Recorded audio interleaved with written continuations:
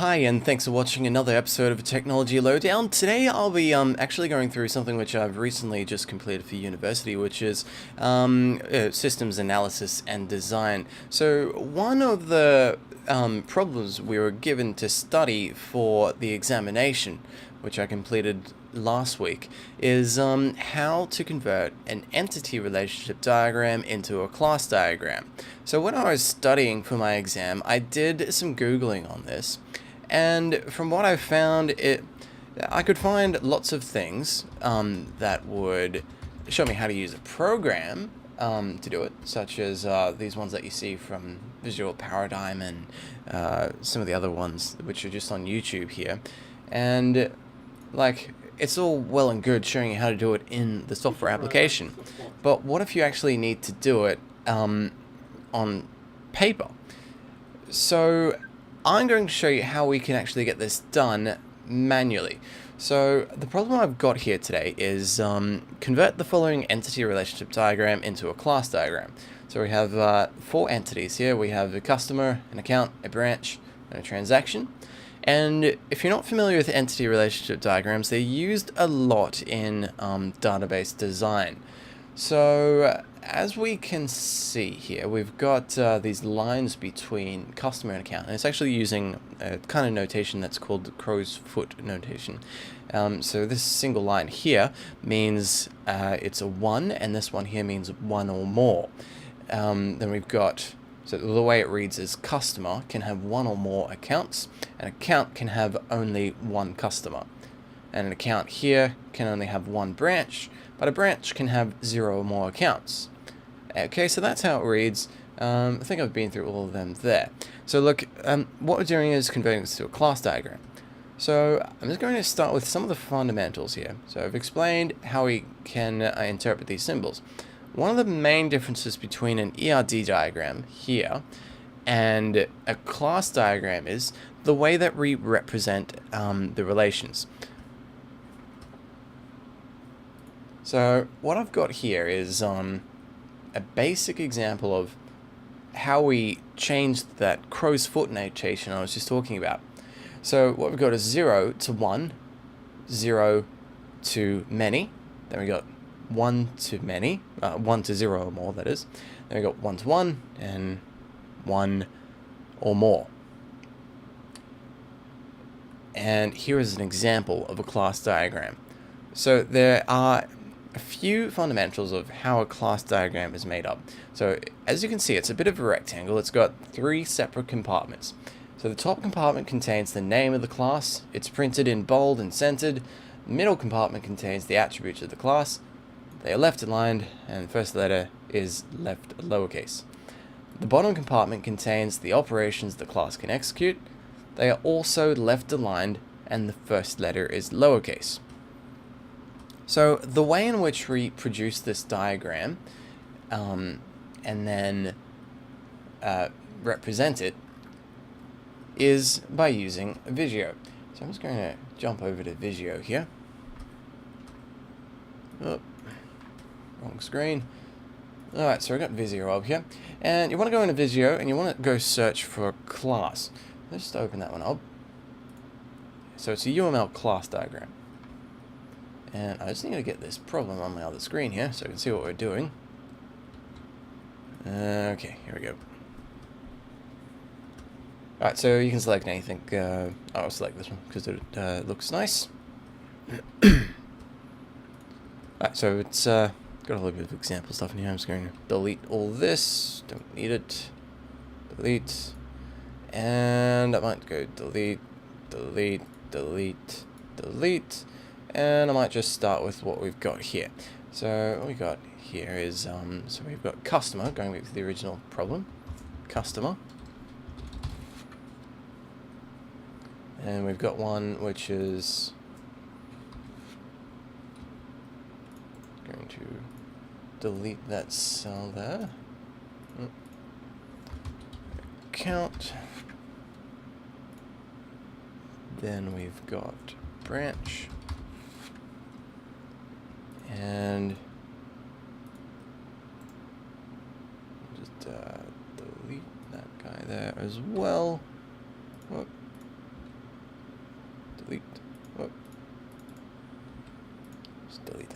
Let's just get rid of these two. I don't like them. Alright.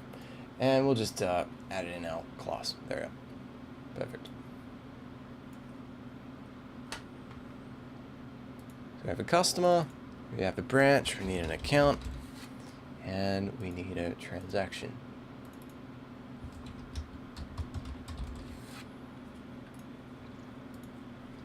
Okay, so there are our entity diagrams. I'll just bring this one back so we can see what it is. So we've got customer, and account, branch, and transaction. So what I'm going to do is I'm just going to line these up so they look the same. Just so it seems a bit easier for what we're actually doing here. We'll put branch right here. Yep, account there. Transaction.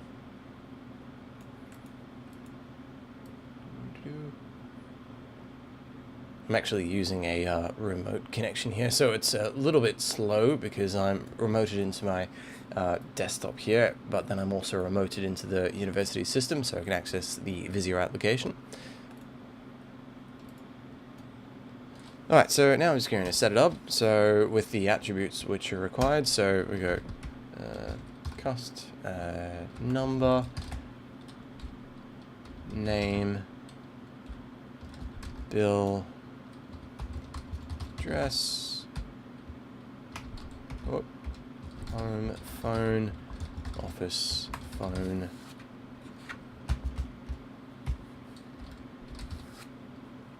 alright, and I'm just going to delete this one here.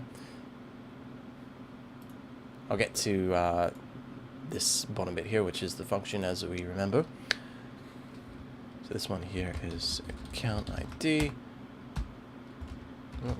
account type, date opened, and then we have balance.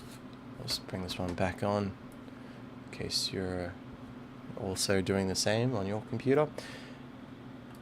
So next one is branch, manager, location, and main phone.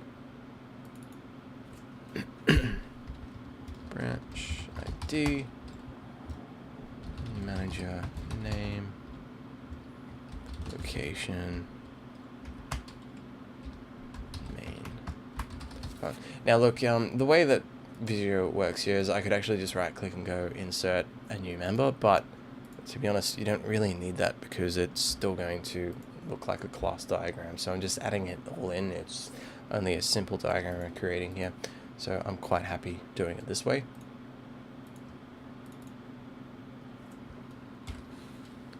This one is transaction ID. We have transaction date, trans type, and trans amount. Alright, so they are the what's expected underneath those entities. Ideally, this diagram isn't actually broken up into third normal form, because what you can see here is we have bill address, but ideally we should actually have street, suburb, and city, and postcode, or zip code if you're American, in separate fields. So it's not in third normal form, but for the purpose of this question hasn't actually asked us to break it into third normal form, which takes time, so I'm just going to leave it just straight as we've got here. So the next part of this is we need to think about the processes that these are going to do. So a good starting point is you're pretty much going to have a new for every single one of your classes here.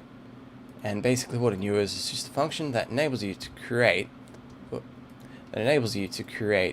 a new one of that entity. So I'll just do another one here. We go new. So a new account, and we have delete that. And we've got a new branch. And we've got a new transaction, and you need those brackets to represent that it is a function.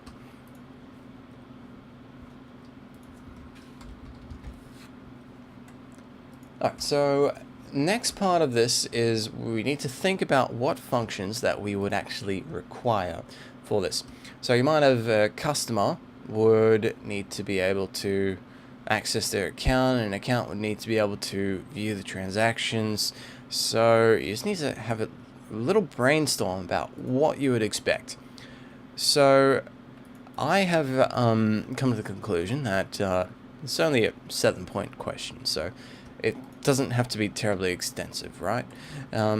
So for the customer, I'm going to have, we need to update details. So we go update. Oh.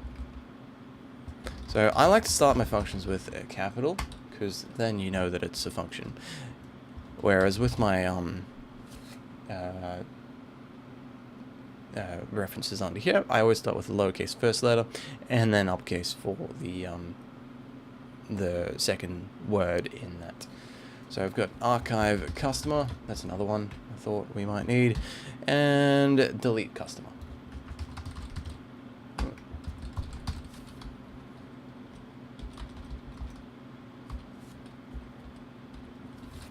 Alright, so they're the functions I think you would expect there. Next one is we've got update account info, and I would probably expect you might want to get your balance. Get balance is the next one. Oh. Alright, and for branch we're going to have, and this is the idea that you would have a customer going into a branch to do the transactions and get all that kind of information. So we might have view accounts. We would have view transactions, look up customer,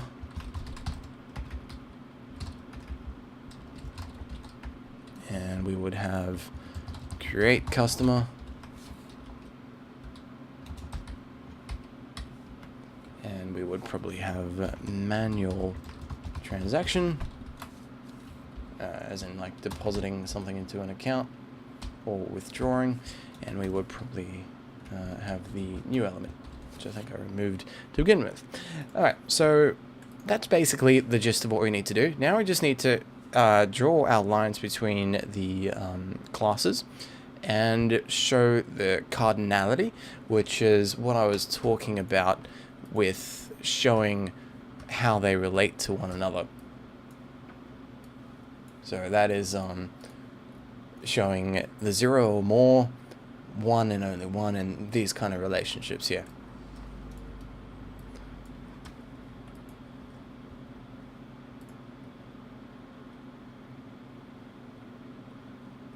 So what we want for this is a connector. So we're going to just drag it down from here, and we'll wait for it to go green. Oh, do it then. Do it again.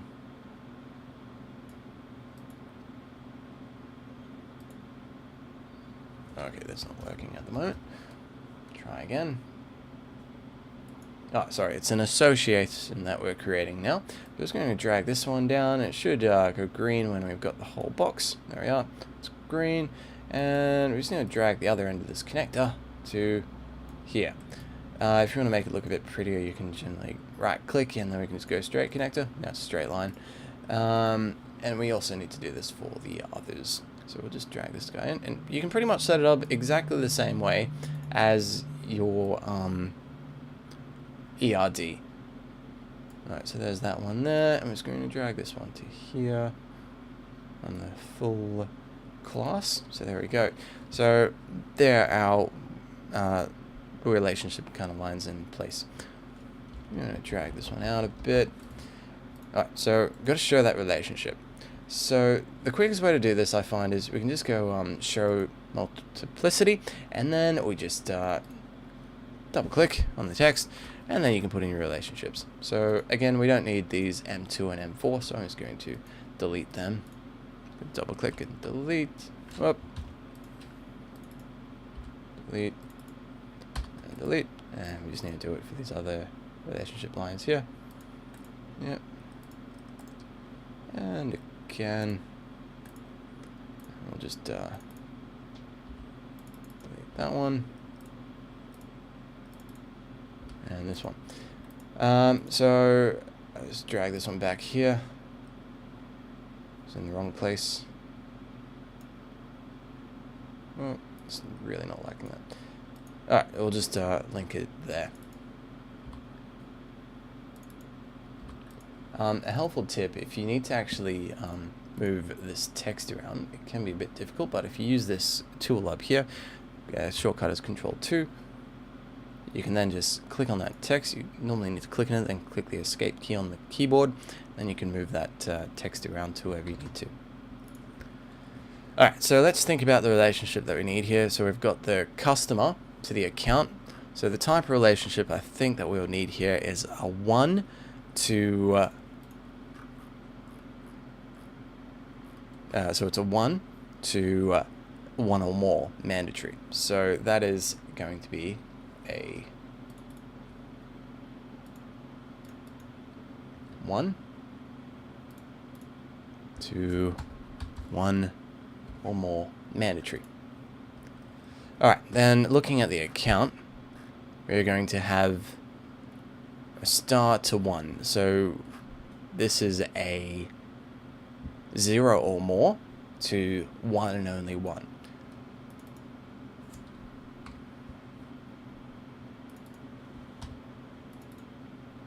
And I'll just delete this one here, which I mustn't have deleted properly before. Right, so we've almost finished this diagram now. Next one is the account to transaction. So what I believe this one should be here is a 1 to more transactions. So we're going to have a transaction can have 1 to many accounts, and an account can have only 0 or more transactions. So the way we'll represent this one is with transaction here. So account can have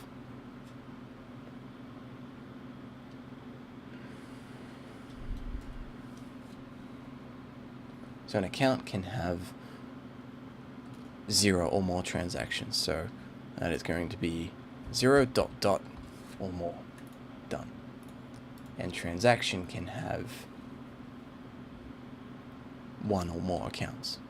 0 or more accounts. Oh, no, it'll have to have at least 1 account. So